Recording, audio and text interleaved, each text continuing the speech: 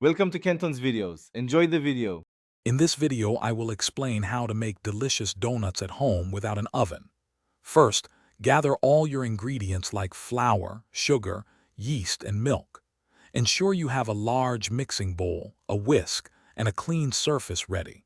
This preparation ensures a smooth and enjoyable baking experience from start to finish. We'll cover everything you need to know. Now let's get our hands dirty. Start by combining your dry ingredients in a large bowl, making sure they are well mixed.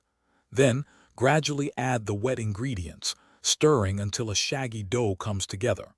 Turn it out onto a floured surface and knead for about 8 to 10 minutes until it's smooth and elastic. This step is crucial for a light, airy donut. With your dough ready, it's time to create those classic donut shapes. Roll the dough out to about 1/2 inch thickness. Use a round cutter or even a glass to cut out your donuts and their holes. Place them on a floured baking sheet, cover lightly, and let them proof in a warm spot until they have doubled in size. Patience here pays off. The moment of truth. Heat about 3 inches of oil in a heavy-bottomed pot to 350 degrees Fahrenheit.